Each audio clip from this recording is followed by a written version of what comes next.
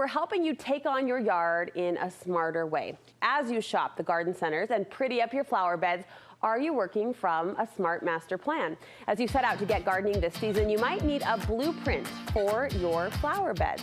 Brian Lloyd with Olson's Greenhouse has some suggestions on how to plan your plantings. How are you, my friend? I'm great. Good morning. Well, I need this. We need this at my house. I'm a little bit skeptical, though. It sounds really fancy, really over the top, this idea of kind of architecting your landscape, so to speak. Is this something the average homeowner should be doing? I think so. Yeah? I think a little pre-planning can go a long way into having a nice, beautiful landscape, yes. So we're pre-planning. Pre-planning. And the payoff is what? In the aesthetics? Like, is it going to look better, or am I just going to feel more sane? Well, a little bit in that, but also in your budget as well. So no matter what your budget is, there's a couple steps that you can pre-plan that will help you so that you can make sure that you get the most bang for your buck when you spend those money on all that money on those flowers, right? And it does add up. Like, we're already feeling that cha-ching, right, as it hits the garden budget. You say there are a few considerations to take into scope. First, kind of the size and scale of your yard. Yeah, there's just two basic things that you really want to pre-plan and maybe put on some graph paper.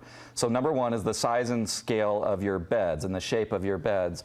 You want to know exactly how many square feet, so the length times the width, back to math class, right? Yeah. Find out how many square feet you have, and then you'll know how many plants to buy to fill that square footage up. A good rule of thumb, Brooke, with annuals is 2 plants for every square foot. Most annuals need to be spaced about 8 inches apart.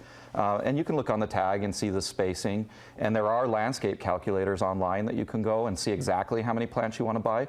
But if you're in a pinch, just a good rule of thumb is 2 plants per square foot. Well, and already as you kind of factor that out, that simple math equation is going to save you money, like you talked about, and save you the headache of guessing right on the spot at the garden center. You also want us to look at, as we're sketching this out, the considerations, if you will, sunlight. Where sunlight hits your yard and when. Exactly. That's the other key thing, because it tells you what types of plants you can put in those beds.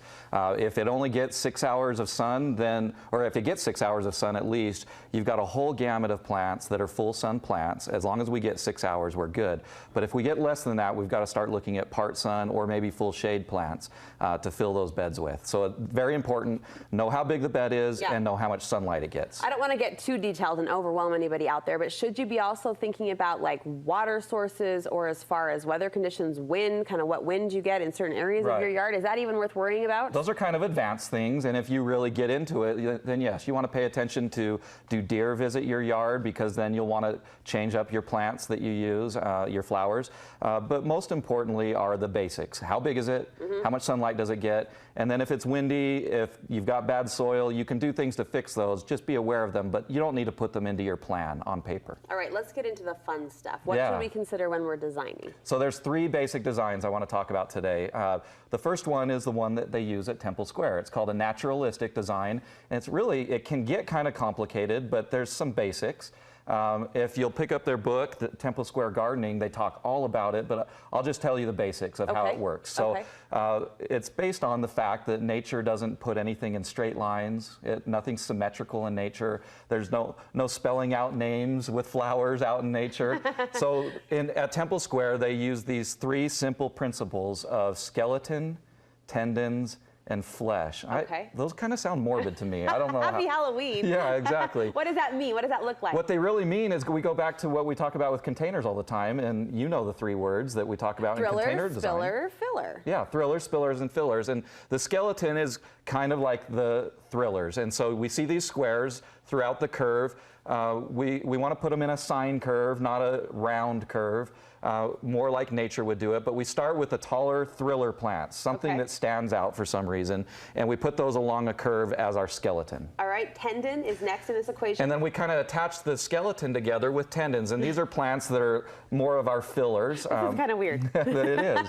It's outlined in the book. It's not my concept, but it is how they get those gorgeous gardens at Temple Square. Okay. And so as long as we attach them with filler plants, things like petunias that mound, and they bring the whole design together, and then we fill in with the flesh plants. So everything that they fill in around, these are things like lobelia, low-growing alyssum, pansies they use a lot at Temple Square. So these are the flesh that make the whole garden come together. And again, aesthetically describe that. I mean, we look at it, our eyes kind of scan over a garden like Temple Square and we think gorgeous, beautiful. Aesthetically, it's loose, it's unstructured. It's structured but unstructured, okay, exactly. Okay. So you can see the structure with our skeleton plants here in the middle, that chartreuse green that we're showing, and then it's all connected with some tendons, and then the flesh fills in the rest of the bed. Do you feel this appeals to most gardening brains, most gardening preferences? I think a lot of people like this design. They come from worldwide to see Temple Square, right? And it is a beautiful thing to look at. Not my favorite, but let's talk about my favorite. What are some downsides in your opinion? So I think it's a little bit harder to design, and I don't think gardening needs to be that hard, Brooke.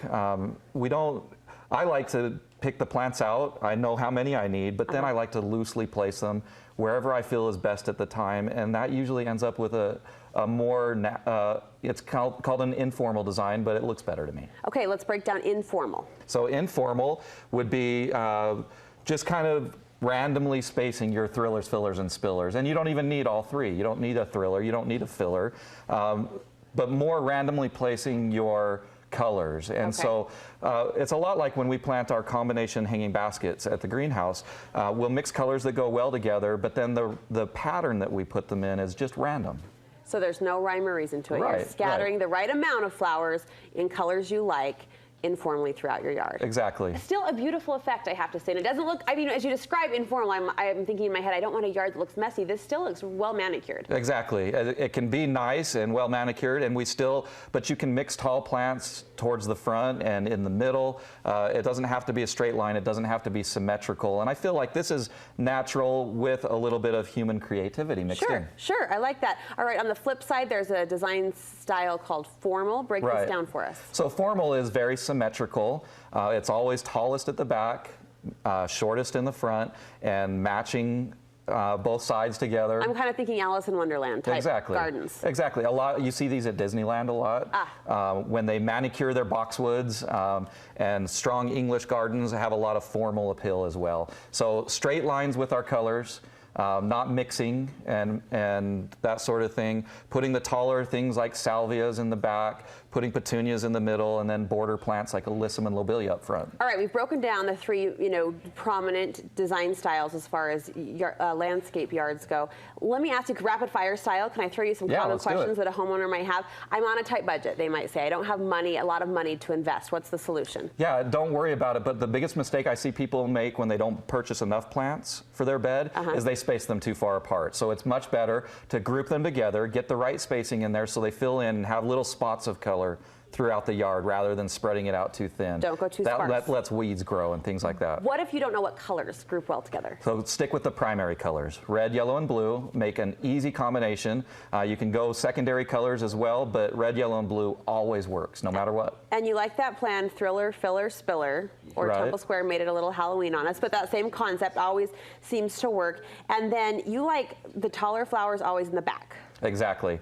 I like the taller flowers to set a backdrop and give us some color. Sometimes our backdrop can be shrubs, but let's put the taller flowers in the back and then the lobelias and alyssums and things like that up front as a border plant. And as far as color palette goes, kind of circling back to that, if you don't know what colors are going to look good together, is there a way to test that before they're actually in the ground? Yeah, I like to go on, wander through the garden center and pick a bloom off of the plants I like. That's allowed? Then, yeah. We put plenty of blooms on them, and you can come up with some beautiful combinations like this. And if you feel like it needs a little bit more, find a different color, maybe add a yellow in for some pop, but find those contrasting colors to mix with your favorite colors, and the whole thing will come together. This was really helpful and exciting, I think, as we're all kind of easing into the gardening season. So thank you so much. You have some fun events coming up we want to let people know about. Yes, on Memorial Day next Monday, we're going to be out at Home Depot in Fort Union with the KSL Greenhouse Show. Awesome. So come down and we'll help you pick your colors out if you're having trouble.